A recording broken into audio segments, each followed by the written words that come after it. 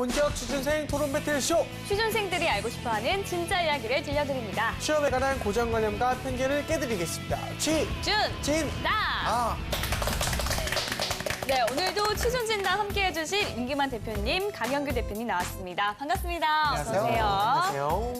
자, 그리고 고려대 토론 동아리 고란도란 학생들 자리했습니다. 네. 꽃미남 토론호 최나건 학생과 토론의 여왕 김민지 학생입니다. 어서 오세요. 안녕하세요. 네. 네.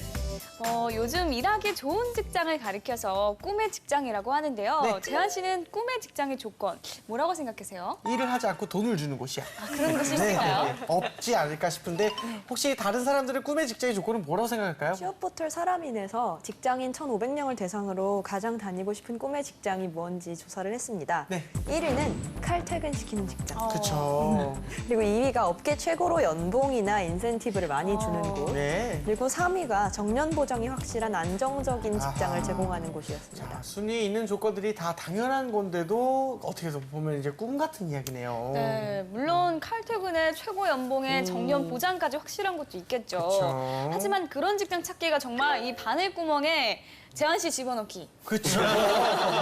아닙니까? 네, 힘들어요.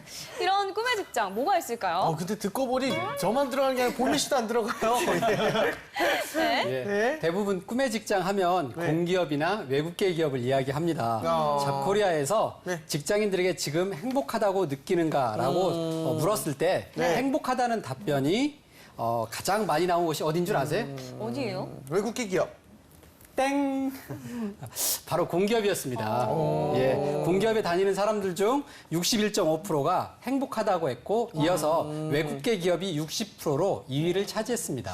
이게 일과 삶의 균형이 적절하게 이루어질 수 있는 직장을 가장 좋은 직장으로 꼽고 있는데요. 그런 측면에서 봤을 때 공기업이나 네. 외국계 기업은 그런 부분을 충족시키고 있죠. 공기업 같은 경우는 잘 아시다시피 네. 고용 안정성이 굉장히 높습니다. 그래서 어느 정도까지는 정년을 바라볼 수 있기 때문에 학생들이 선호하고 있고요.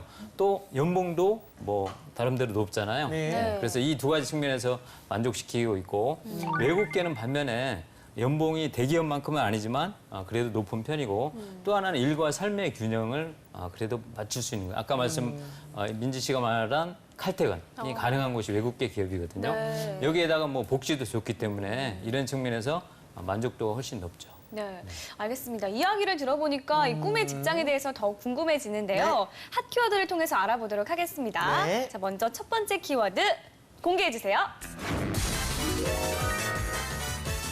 취준생과 꿈의 직장. 네. 첫 번째 키워드. 마법 책상. 마법 책상이 뭐죠? 글쎄요. 책상에 마법을 부린다는 걸까요? 그런 건가요, 진짜?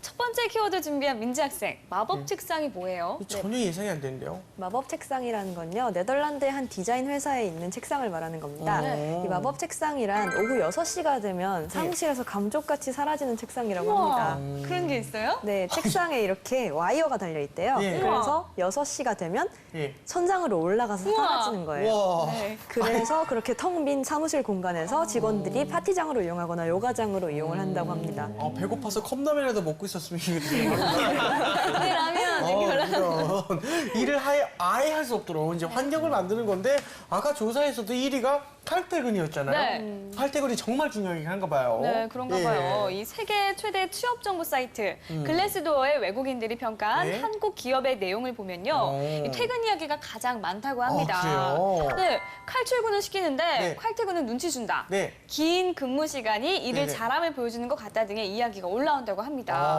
아니 대체 칼퇴근 왜 못하는 걸까요? 그게요. 그 대한항공회의소에서 네. 직장인 4만 명을 대상으로 조사한 결과 네. 응답자들 중 대다수는 네. 야근의 원인으로 잔업이 아니라 의식 없는 상사 네. 혹은 비효율적인 업무 관행을 꼽았다고 합니다. 그렇군요. 상사분들은 왜 늘 집에 안 가시는 건지. 네.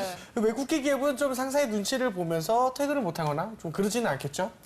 기업마다 조금 다르긴 네. 하지만요. 사실 칼퇴근이라는 용어는 외국계에선 생소하다고 할 수 있습니다. 정시에 퇴근하는 것이 네. 당연하죠. 당연한 기업 문화일 수도 있거든요. 대학생들이 가장 가고 싶은 외국계 기업이 어딘지 알고 계세요? 어딘가요? 1위가 P&G? 아닙니다. 안타깝게도. 네네. 한국에서는 1위가 구글 코리아, 2위가 코리아. 유한 킴벌리로 나왔다고 유한 합니다. 킴벌리. 유한 킴벌리 같은 경우에는 네. 7시 30분에 소등을 하고요. 네. 구글 코리아 같은 경우에는 칼퇴는 없지만 네. 본인의 어떤 삶의 패턴에 맞게 일을 조정할 수 있는 자유 출근제를 실시한다고 합니다. 근데 삼성도 참고로 자유 출근제를 실시하고 있다고 그래요? 들었는데 다른 의미인 것 같아요. 네네. 네. 자, 두 번째 키워드도 살펴볼게요. 그러게요. 취준생과 꿈의 직장. 두 번째 키워드. 네. 0.6명. 아. 0.6명? 아이를 0.6명 낳는다 네, 이런 거 저도 그런 아닐까요? 비슷한 출산율에 관한 생각을 했었긴 했거든요. 0.6명. 뭘까요? 네, 한국 노동 패널 자료에 따르면요. 네. 두 번째 자녀를 출산할 연령인 30대 여성을 대상으로 조사를 한 결과 네. 공공부문에 근무한 여성이 민간 부문에 근무하고 있는 여성보다 평균적으로 약 0.6명 정도 더 아이를 많이 낳고 있는 것으로 그렇군요. 추정된다고 합니다. 그 아하. 보건복지부에서 기혼 여성의 그 취업 중단 이유를 네. 조사한 것을 보면 1위가 믿고 맡길 곳이 아이를 믿고 맡길 곳이 없어서 2위가 몸이 힘들어서 3위가 일이 육아에 지장이 있어서인데요.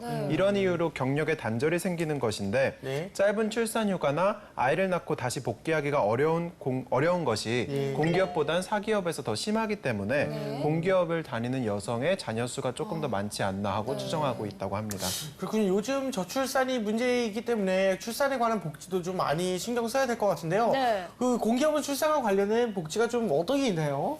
예, 출산휴가 3개월 이후에 추가로 신청을 하지 않아도 곧바로 1년간의 육아휴직에 들어갈 수 있는 자동 육아휴직제를 도입하고 있는데요. 그 직장 내 분위기로 인해서 육아휴직 신청을 부담스러워하는 근로자들을 위해서 육아휴직을 당연하게 이용할 수 있도록 하기 위해서라고 합니다. 그렇군요. 맞아요. 이 출산 휴가가 있어도 눈치가 보여서 못 쓰는 사람들이 많다고 하더라고요. 맞아요. 외국계 기업은 혹시 어떤가요? 구글 코리아 같은 경우에는요. 네. 아내가 출산할 경우 남편에게 1개월의 휴가를 주는데요. 유급입니다. 유급이요? 네. 돈을 주면서 휴가를 다녀오라는 거죠. 여성에게는 18주 동안 유급 휴가를 제공을 하게 되고요. 그리고 또 다른 외국계 기업인 로레알 코리아의 경우에는 출산 휴가랑 육아 휴직은 물론 기본이고요. 난임인 직원의 경우에는 임신을 위해서 휴직 또한 이용할 수 있다고 합니다. 더 좋은 제도가 생겨서 마음 편히 아이를 낳아 기를 수 있고 또 그 아이가 또 마음 편히 살 수 있는 세상이 되었으면 좋겠습니다. 네. 자, 그럼 마지막 키워드도 한번 살펴볼게요. 네. 취준생과 꿈의 직장. 네. 세 번째 키워드. 3893. 차번호인가요? 그러게요. 뭐죠? 3893. 취준생들의 평균 희망하는 연봉 아닐까요? 희망하는 연봉, 평균 연봉. 3,893만 원. 희망치고는 조금 낮은 낮은 것 연봉. 같은데. 자, 마지막 키워드 준비한 임기만 대표님. 저 숫자의 정체 뭘까요? 취업을 준비하는 학생들이 꼭 확인해야 될 게 바로 이것이죠. 강영규 대표님께서 어느 정도 맞추셨어요.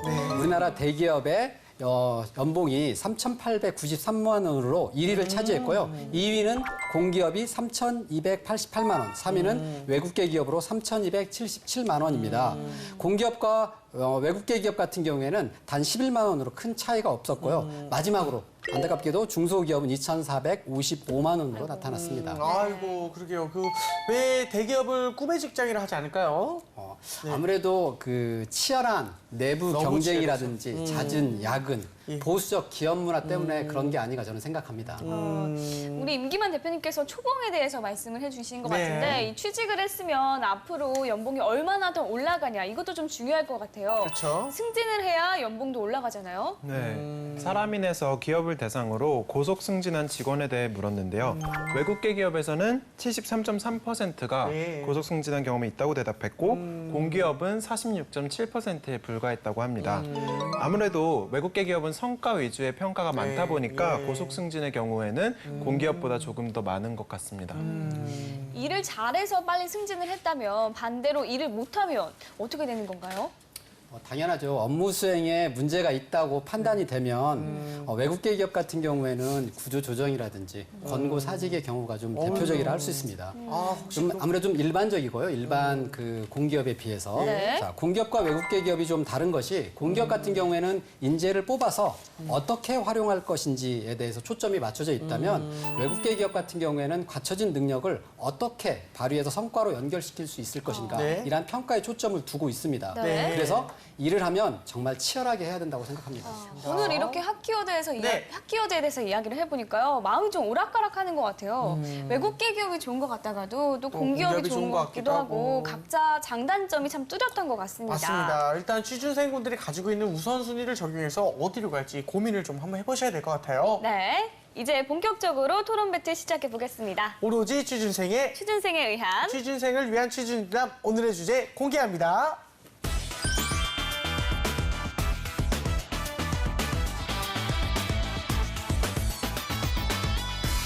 네, 오늘의 취준진담 주제는요. 취준생 진짜 꿈의 직장은 공기업 대 외국계 기업입니다. 네, 먼저 취준담 제작진 앞으로 사연 도착했는데요. 한번 읽어볼게요. 네. 네.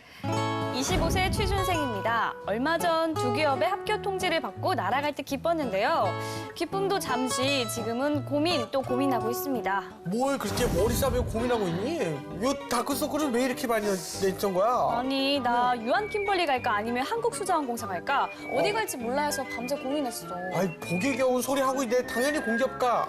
그럴까? 응. 아니 근데 이게 지방에 지사가 너무 많아서 나 갑자기 지방으로 가려할지도 몰라. 아, 그럼 너 못 보는 거야? 그냥 유한 팀벌리 가. 아니 근데 여기는 일을 정말 잘해야 한대. 성과도 팍팍 보여줘야 하고. 어이, 그럼 안 되지. 너 일을 못 하잖아. 그냥 공기업 가. 아니 근데 이게 또 승진이 외국계 기업이 더 빠르다고. 그래? 공기업에서 고속 승진하기 어렵지만 또 막상 해도 눈치 보인다고 하더라고. 그럼 공기업 가야겠네. 어차피 승진 못 해. 야, 뭘 하도 후회할 테니까 빨리 선택해. 아 근데 이게 좋으면 저게 걸리고 저게 좋으면 이게 걸리고. 아, 나 어떡하지?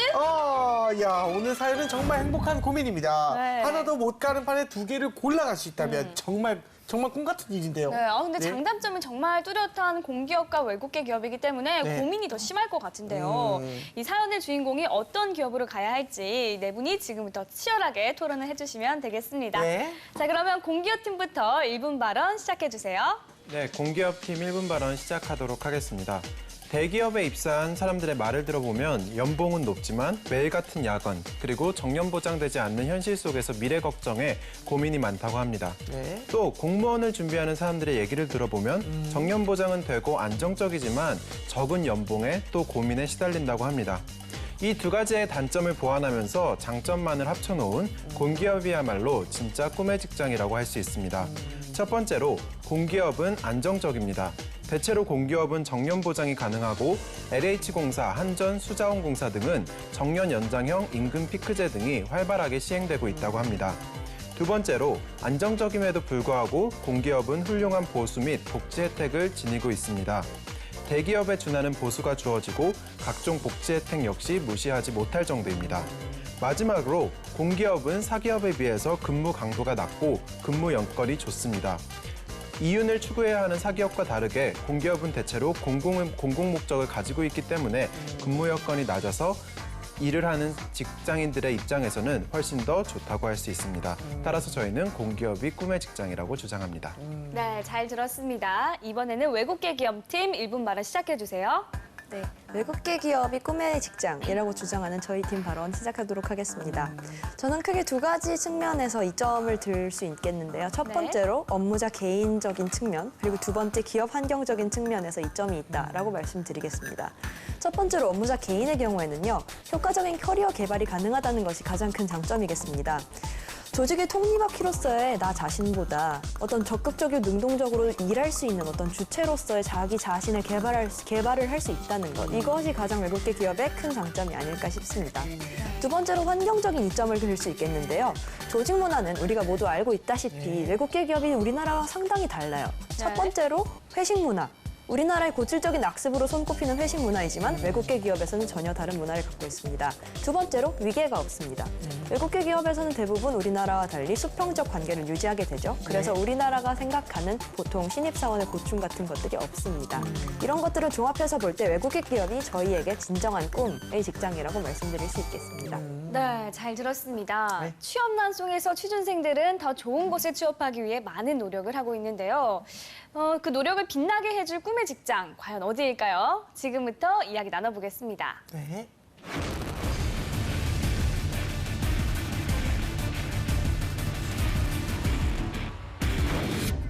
네, 낙원 학생부터 시작해주세요. 네, 민지 학생이 효과적인 커리어 개발이 외국계 기업에서는 가능하다고 하셨는데 그 말은 달리 말하면 외국계 기업은 성과 중심이기 때문에 계속해서 직원들한테 스트레스를 주고 높은 업무 강도를 부여한다는 뜻이 됩니다. 그리고 또한 성과가 보장되지 않을 경우 해고나 그런 것의 위험도 또 도사리게 되는 것인데요. 그와 반면 이제 앞으로 일을 하게 될 취준생 입장에서 생각을 해보면 정년이 보장되고 안정적인 직장 생활을 할 수 있는 공기업이 정말 너무나 큰 메리트라는 생각이 듭니다. 근데 성과가 없으면 당연히 어떤 불이익을 당해야 되는 거 아닌가요? 이제 공기업은 정년 보장이라는 공식이 지금까지는 존재해 왔지만 앞으로는 이게 분명히 깨질 겁니다. 그래서 지금 공무원이나 공기업도 성과 검증을 도입하고 있거든요. 따라서 그런 기대는 이제 저버리는 게 좋을 것 같고요. 외국계의 장점은 가장 중요한 것 같아요. 능력에 따라 대우받을 수 있습니다. 공기업 같은 경우는 이제 인사적 제도 심하고 또 장유유서, 선입 선출, 그래서 먼저 들어온 사람들이 먼저 승진하는 문화가 있다면 외국계는 열심히 하면 그만큼 능력이 인정받고 편견 없이 처우해주거든요. 이런 부분들이 가장 큰 장점이기 때문에 외국계를 겁낼 필요가 없다. 오히려 권장할 만하다. 지금 말씀하셨지만 강영규 대표님께서 말씀을 하셨지만 성과주의가 도입됨에 따라서 공기업이 그동안 강점으로 내세웠던 직업적 안정성 유예될 수 있습니다. 하지만 지금 현 시점으로 봤을 때 상대적으로 외국계 기업보다는 공기업이 더욱 오래 다닐 수 있고 취준생들이 더 선호하는 기업일 수밖에 없습니다. 일례로 제가 작년에 공기업의 외부 면접위원으로 간 적이 있었습니다. 당시 스위스의 다국적 기업에 다녔던 과장급으로 다녔던 지원자 중에 한 명이 신입사원으로 입사하는 경우를 봤습니다. 또한 일부 엘모 대기업의 과장으로 37살임에도 불구하고 또 신입사원 채용에 응시하면서 제가 면접을 보는 경우를 보면서 아무래도 사람들이 직장 생활을 하면서 가장 먼저 우려하는 부분들이 직업적 안정성이다라는 부분들을 봤을 때 아직까지도 공기업이 저는 대사라고 봅니다. 공기업에 있는 분들이 다 그렇진 않지만 이 공기업의 어떤 안정적인 문화에 젖다 보니까 이런 부분들 때문에 자기 개발 열심히 안 합니다. 그래서 우수한 인재가 들어갔지만 평범한 인재로 오히려 전락을 하고 많은 이런 현상이 일어나거든요.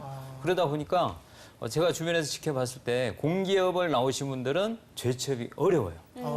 근데 반면에 외국계에 있는 근무하다 나오신 분들은 그래도 외국계로 잘 이직을 합니다. 일례로 작년도에 모토로라가 철수를 했습니다. 구글에 인수되면서. 거기에 이제 제 친구도 있고 후배도 있었는데 이 친구들은 다 어플라이드 머티리얼스라든지 이케아라든지 정말 글로벌 기업으로 다 갔거든요.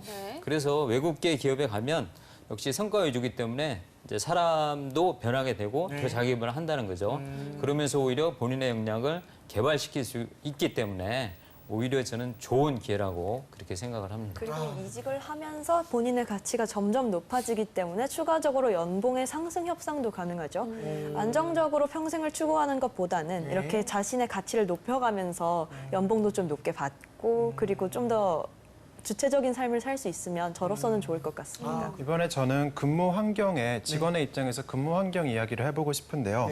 대외 관계에 있어서 공기업에 다닌다는 것은 이게 정말 우리 사회에서 지향되어야 하는 거긴 하지만 우리 사회의 갑을 관계에서 상대적으로 갑의 관계에 설 수 있는 기회가 조금 높다는 말입니다. 근데 보통 사기업에 다니는 직원들은 을로서 겪어야 되는 그런 힘듦들이 너무나 많잖아요.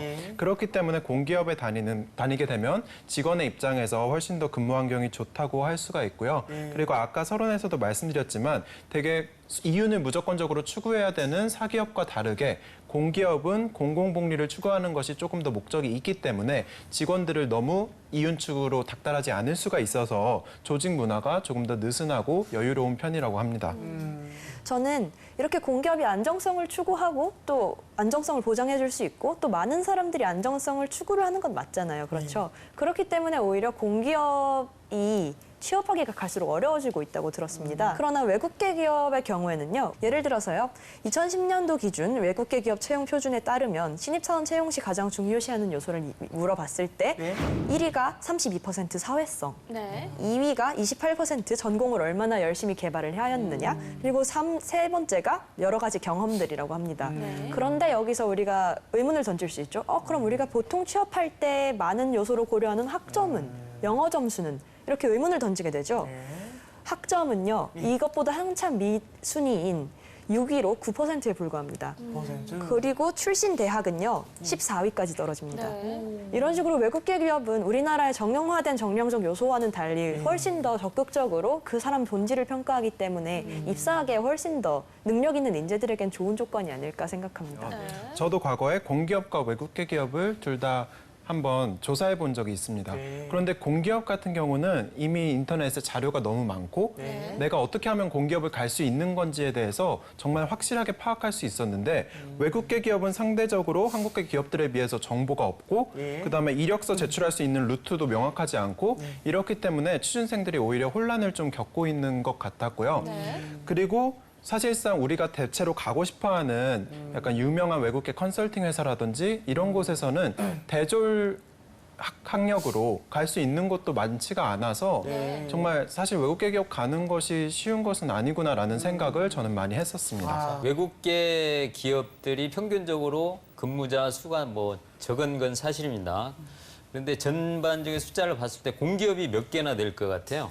361개로 되어 있습니다. 예, 지방 300개가 좀 정확하네요. 넘습니다. 외국계 기업은요, 2만 개가 넘습니다. 그래서 굉장히 많은 숫자를 차지하고 있기 때문에 취업을 하기에 유리할 수 있고요. 또 한 가지는 우리 민재 학생이 아주 좋은 얘기를 해줬는데 사실 인문계가 취업이 어렵잖아요. 근데 어렵죠. 외국계 기업의 경우는 실무 경험만 쌓으면 외국 기업에 무리 없이 들어갈 수 있는 기회가 있고요. 또 하나는 아까 말씀하신 대로 학교를 차별하지 않아요. 그러니까 지방대생들에게는 정말 가뭄의 단비가 될 수가 있습니다. 예, 또 하나는 우리 여성이 비교적 취업률이 낮잖아요. 네. 이 여성들의 취업 돌파구로도 활용될 수 있거든요. 그래서 외국계 보면 아주 역량 있는 여성들이 굉장히 많이 입사를 하고 있습니다. 저의 친한 친구가 네. 이번에 외국계 기업에 입사를 해서 엊그제 싱가포르로 발령이 나서 싱가포르로 떠났습니다. 그래서 좋은 일이죠. 그 친구는 네. 이제 남자친구랑 네. 이제 헤어지는 거예요. 그래서 지금 서로 굉장히 슬퍼하고 있다고 합니다. 그래서 그리고 또 이제 막상 가보니까 그 친구는 영어를 굉장히 잘하는 친구임에도 불구하고 네, 그렇다고 어렵죠. 업무로 이제 영어로 진행을 하는 것은 또 다른 문제지 않습니까? 그래서 그런 부분에 있어서 애로사항도 많고 또 이제 부모님, 사랑하는 남자친구, 친구들과 떨어져 있어야 되는 것 그렇죠. 이런 여러 가지 변수가 외국계 기업은 공기업보다 많이 상당수 존재하는 것 같아서 이 역시 무시하지 못할 요소라는 생각이 들었습니다. 근데 초반에 그런 애로사항이 있어도 익숙해진다면 남들과는 다른 경쟁력을 갖추게 되는 게 아닐까요? 근데 헤어지게 되면요, 만약에 그렇게 해서. 그러니까 헤어지면 마음이 아프지만, 그러니까 능력의 아프지만 측면에서 봤을 때, 봤을 때. 그러니까 영어로 이제 업무를 진행할 수 있는 그런 능력들이 초반에는 좀 어렵겠지만 일단 익숙해지게 되면 남들과는 차별화된 경쟁력을 갖추게 되는 거잖아요. 그러니까 헤어져도 어쨌든은 나중에 나의 능력 봤을 때 좋다 이거죠. 근데 인연이 된다면 다시 만날 수도 있지 않을까요? 그렇군요. 그리고 남원 학생의 친구분 같은 경우에는 영어를 굉장히 잘하는 케이스이기 때문에 싱가포르 지사로 발령이 났다고 확신을 드릴 수 있겠습니다. 그러나 그렇지 않은 대부분의 케이스는 국내 지사에서도 근무를 할 수 있습니다. 실제로 외국계 기업의 채용 표준에 따르면 외국계 기업 국내 지사의 직원들에게 요구되는 수준은 뭐 높은 수준이 아니에요. 비즈니스 회화가 가능한 수준을 36% 1위가 차지하고 있다고 합니다. 과거에는 뭐 내가 들어가면 정말 열심히 해야지 야근도 불사하고 이런 의식이었다면 최근에는 정말 많이 달라지잖아요. 일과 삶의 균형을 굉장히 중요시하고 있거든요. 오히려 그런 측면에서는 눈치 안 보는 외국계가 큰 장점이 될 수 있고요. 또 하나는 자기 개발에 대한 지원을 굉장히 많이 해줍니다. 뭐 예를 들면 바스프라든지 후지 제록스 같은 데도요. 들어가면 일단 7개월간 집중적으로 교육을 시켜줘요. 그러면 그동안에 자기 역량이 굉장히 높아지는 거죠. 뭐 또 하나는 외국어 학원을 몇 개월간 무료로 이렇게 수강할 수 있게 해주기 때문에 역시 역량과 전문성이 가장 중요한 이 현대 시대에 있어서는 굉장히 좋은 직장이라고 생각이 돼요. 네. 계속해서 논의가 외국계 기업은 자기 개발을 위한 것, 그리고 공기업은 안정성을 위한 것으로만 흘러가는 것 같은데 사실 공기업도 굉장히 다양하고요. 그다음에 요즘 공기업들은 해외 진출 등 다양한 신성장 동력을 찾는 데 힘쓰고 있다고 합니다. 그렇기 때문에 그런 자기 개발은 공기업에서도 충분히 가능하다고 생각이 되고요. 그리고 또 한 가지 짚고 넘어가야 할 것은 안정성 측면에서도 공기업이 앞섰지만 또 정말 취준생들이 중요하게 고려하는 요소인 보수 측면에서도 공기업이 아직까지는 앞서고 있다는 점입니다. 그 한 조사에 따르면 이제 공기업은 1위부터 50위까지 다 대졸 초임이 3천만 원 이상이라고 합니다. 그래서 1위 같은 경우는 정보통신정책연구원이었는데 대졸 초임이 4,377만 원이었고요. 이 정도면 사실 취준생들 입장에서 다른 사기업에서도 대기업에서도 꿈꾸기 힘든 연봉이라고 할 수 있고요. 그런데 또 페이오픈의 조사에 따르면 대졸 사원의 경우 외국계 기업은 평균 연봉이 2,730만 원에 그쳤다고 합니다. 그래서 보수와 안정성 측면에서 모두 공기업이 아직까지는 우리나라에서 앞서고 있는 모습을 확인할 수가 있습니다. 그 부분을 이제 보완해 줄 수 있는 게 바로 외국계의 성과급 제도입니다. 성과급 제도. 그래서 외국계는 이익이 나면 사실 외국으로 돈을 가져가기 그렇게 쉽지만 않기 때문에 이 성과금으로 빨리빨리 배분을 해주거든요. 따라서 여기에 대한 성취감도 굉장히 크다고 할 수 있죠. 그리고 지표적인 측면에서 보수가 공기업이 더 낫다는 점을 왜 지표적으로 인정을 하더라도 다른 측면이 있습니다. 의외로 저는 이 조사를 해보기 전에 약간 외국계 기업은 커리어가 좋고 개발할 수 있고 보수를 적당히 이렇게 좋게 받는 대신에 뭐 밤샘 근무 그리고 주말 근무 이런 게 당연하다고 생각했거든요. 그런데 조사를 해보니까 의외로 시간 외 근무가 공기업이 더 많아요. 근데 그 삼성생명 윌스 통계에 따르니까 공기업에서 주말 근무를 해본 적은 84%로 훨씬 높은 수치를 나타냈거든요. 그런 측면에서 시간 외 근무까지 따져서 이런 것들을 종합해 보았을 때 글쎄요. 외국계 기업이 더 낫다고 생각이 듭니다. 알겠습니다. 두 팀의 이야기 잘 들었습니다. 자, 지금부터는 토론으로는 절대 알아낼 수 없는 진실을 알아보는 시간 갖겠습니다. 그동안 인사 담당자들이 취준생들에게 절대 알려주지 않았던 진실을 낱낱이 파헤쳐 보겠습니다.